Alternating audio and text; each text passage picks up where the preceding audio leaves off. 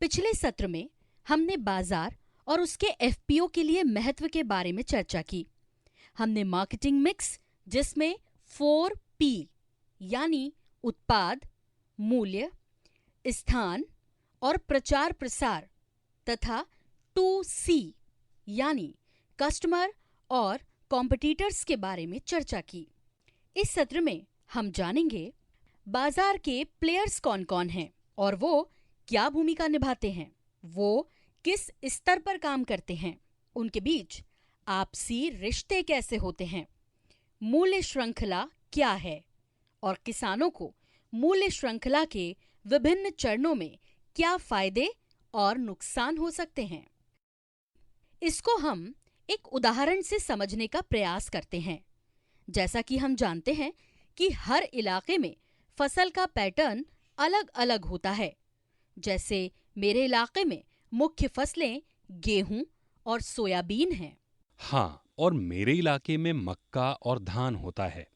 इसलिए हर एक इलाके में अनाज, दलहन, तिलहन और बागवानी की फसलों का संयोजन होता है और हर एक उत्पाद के वैल्यू चेन के विभिन्न स्तरों पर अलग अलग प्लेयर्स जुड़े होते हैं। हम किसान लोग किसी न किसी तरह से बिचौलियों, आढ़तियों, कमीशन एजेंट, व्यापारियों, प्रोसेसर, थोक विक्रेता, खुदरा विक्रेता, कृषि मंडी आदि से जुड़े होते हैं। जी हाँ, हमारा जुड़ाव बाजार के इन प्लेयर्स के साथ कभी फायदे का तो कभी घाटे का होता है। बिचौलिए एक तरफ तो बाजार में माल बेचने में हमारी सहायता करते हैं, लेकिन दूसरी तरफ वे हमारी उपज के एवज में मिलने वाली कीमत को भी कम कर देते हैं।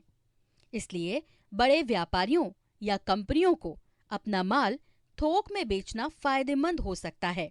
हालांकि इसके लिए एफपीओ को भारी मात्रा में उत्पादन करना होगा।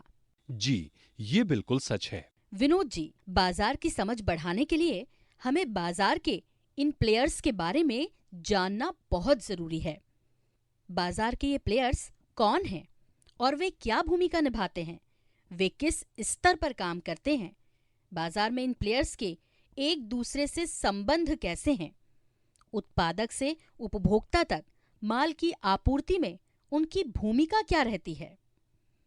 बिल्कुल सही। इनकी बेहतर समझ से हम वैल्यू चेन यानी मूल्य श्रृंखला से जुड़े उन लोगों से रिश्ते कायम कर सकते हैं जो हमें अपनी फसल के अच्छे दाम दे सकते हैं और जिनसे कारोबार करना आसान है। इस प्रकार एफपीओ मूल्य श्रृंखला में बड़ी भूमिका निभा सकता है, जिससे उसका मुनाफा भी बढ़ सकता है। जी विनोद जी, इसके लिए हमें मूल्य श्रृंखला में शामिल सभी लोगों और उनकी भूमिका की मैपिंग करने की जरूरत है। इससे हम उन्हें बेहतर ढंग से समझ सकते हैं। तो विनोद जी, आज हम एक अभ्यास करेंगे। हमारे पास एक तालिका है। इस तालिका में आपको फसल के नाम और जिसे फसल बेची गई है उसका नाम लिखना है। ये बिचौलिए, सहकारी समिति, एपीएमसी आदि हो सकते हैं। यह उल्लेख करें कि वे बाजार में क्या भूमिका निभाते हैं। क्या वो बड़े व्यापारियों के साथ व्यापार करते हैं? क्या वो प्रसंस्करण आदि में लगे हुए हैं? क्या ये किसानों के लिए फायदेमंद साबित होते हैं?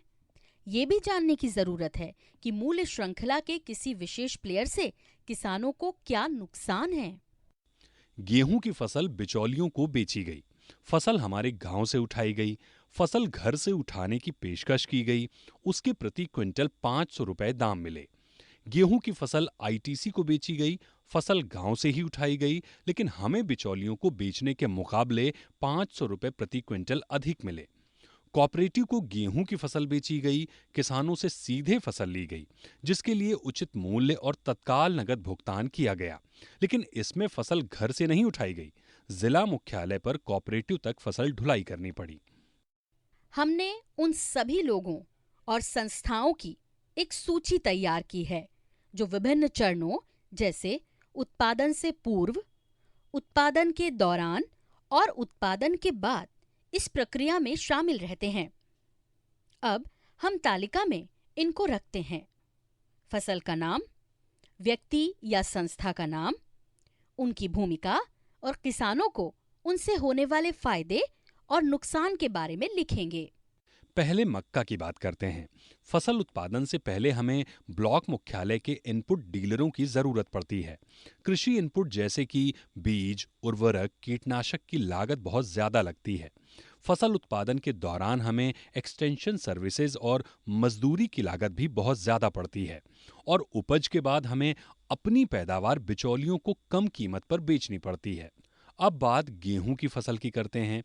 बुआई के वक्त हम आईटीसी कंपनी के जरिए इनपुट डीलरों से इनपुट खरीदते हैं। उनसे हमें बीज, उर्वरक और कीटनाशक उचित मूल्य पर मिल जाते हैं। पैदावार के दौरान हम आईटीसी से एक्सटेंशन सर्विसेज लेते हैं। ये सब हमें उचित लागत पर मिल जाता है।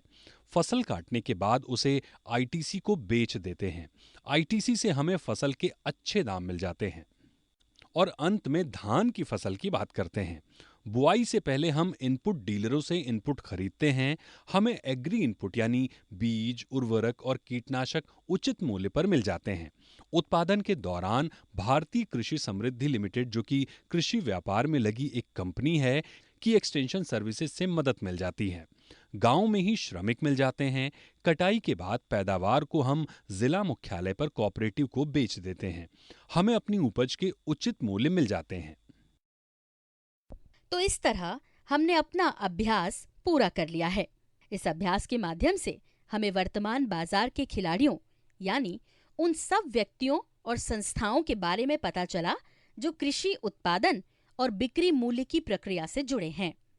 ये भी पता चला कि अलग अलग उपज के मामले में हम मूल्य श्रृंखला के किस खिलाड़ी से जुड़े हुए हैं।